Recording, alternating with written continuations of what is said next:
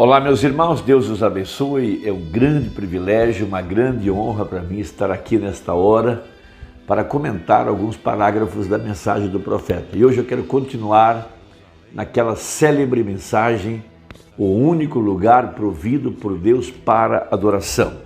E eu quero tomar a escritura no livro de Ezequiel a respeito daquela experiência que Ezequiel teve quando ele comeu o livro. Veja, um profeta, ele é a palavra falada. Um profeta, ele é um atributo que estava na mente de Deus, e um profeta é Deus sobre a terra. Foi por isso que Jesus disse para os fariseus que aqueles a quem a palavra foi enviada foram chamados de deuses. Veja, Moisés era um Deus, evidentemente um Deus amador, um Deus sobre a terra, porque porquanto Deus estava dentro dele, e ele então era um refletor da vida, do caráter, da luz, veja, do poder de Deus. Por isso ele pôde tomar o pó, lançar ao ar e falar a palavra, chamar as moscas, chamar as rãs, chamar os piolhos e assim por diante. Então, um profeta, ele é um refletor, veja, do mundo invisível. Eles trazem Deus em cena. Então, a glória de Deus é vista através da vida desses homens. Eles refletem a glória de Deus.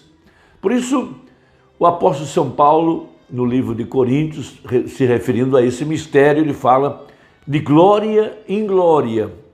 Nós somos transformados na imagem perfeita da palavra.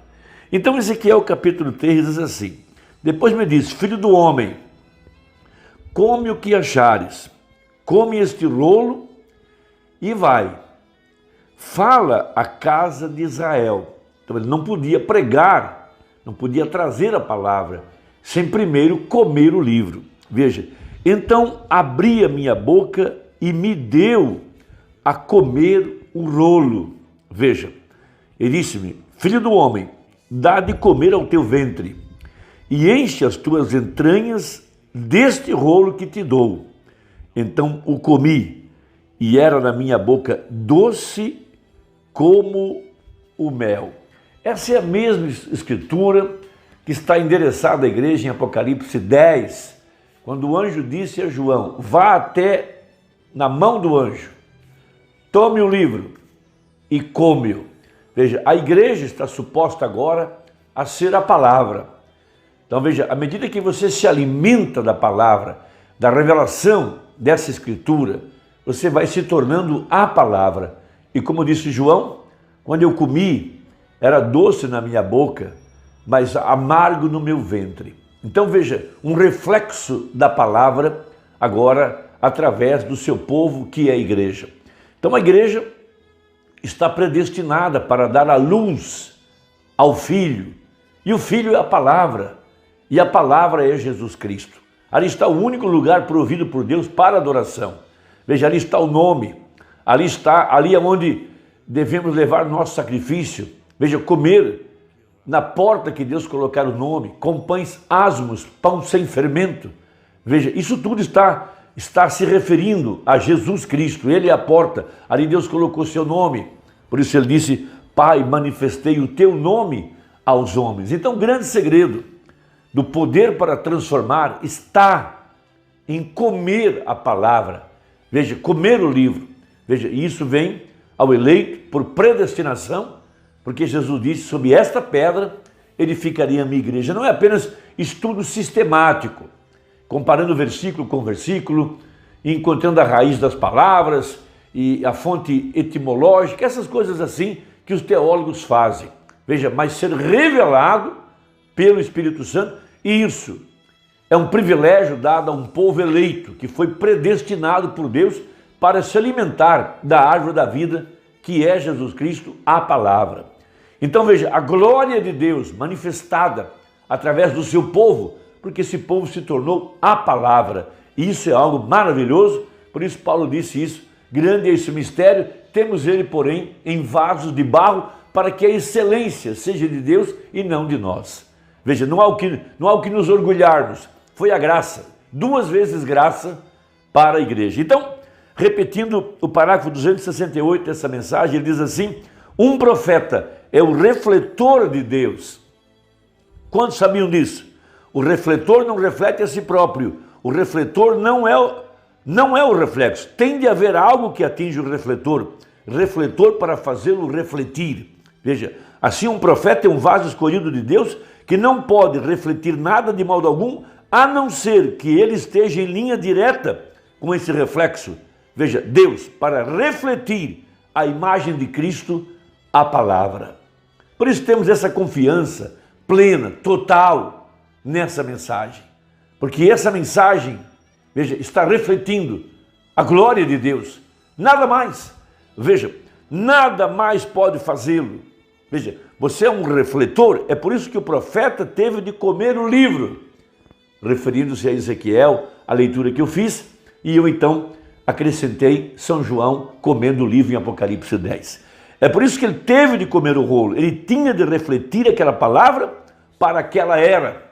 E por isso então, o anjo disse para João, depois que ele tomou o livro e comeu, que era para ele reprofetizar, ou seja, refletir, repetir, com luz, com entendimento, com revelação, aquilo que está no livro. Porque é aí, ou é isso que a igreja está fazendo agora, continuando.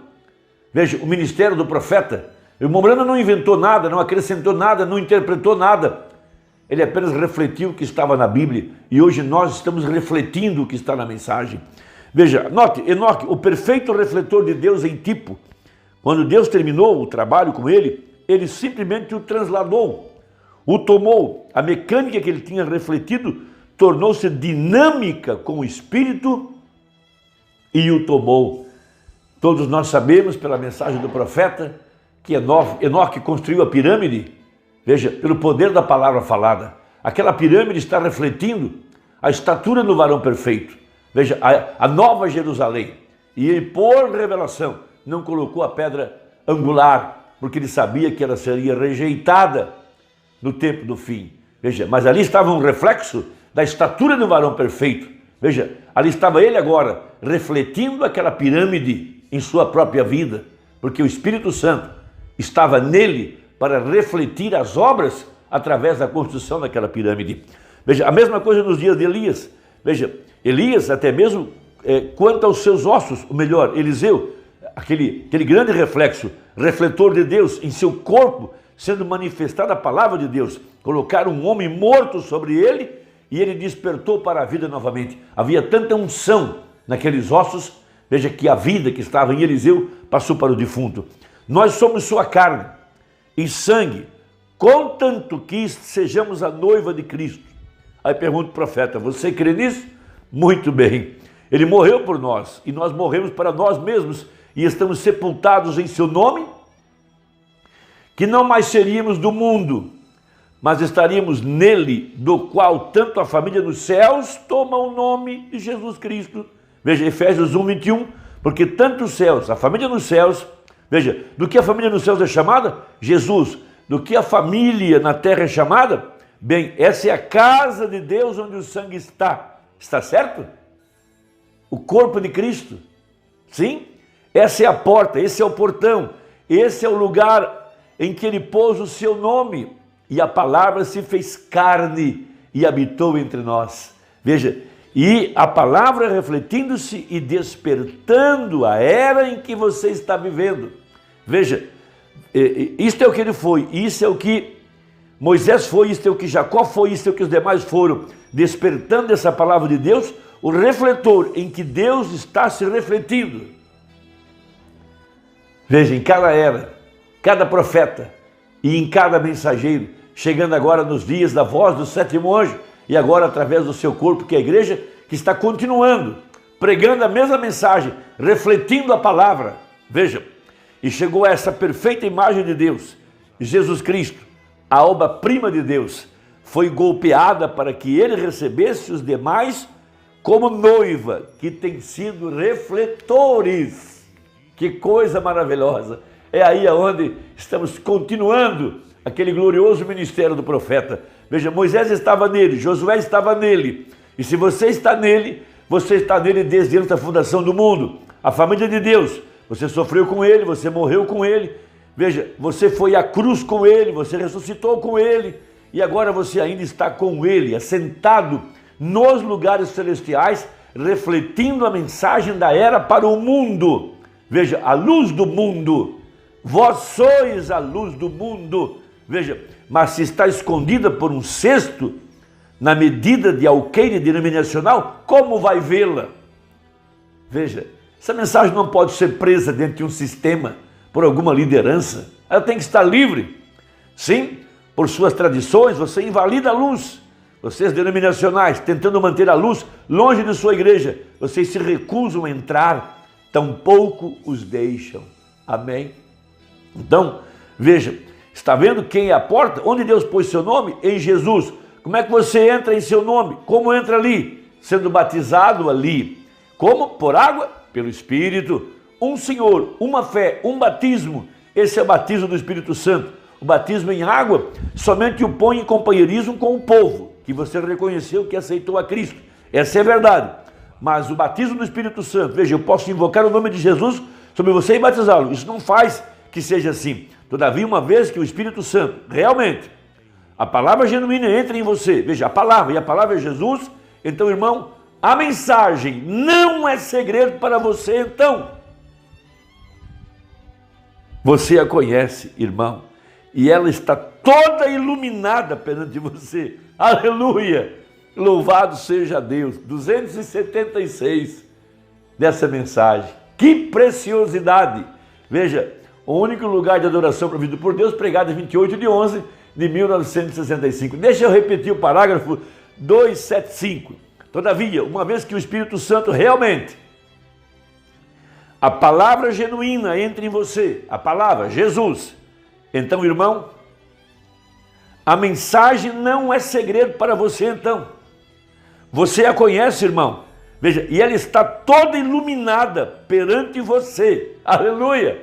Louvado seja Deus. Deus te abençoe. Se gostou, deixa aí o seu comentário. Me ajuda muito, gosto de ouvir. Eu leio todos. Veja, para saber o que é que você está pensando. Deus te guarde. Foi um grande privilégio. Até a próxima, se Deus quiser. Em nome de Jesus. Amém.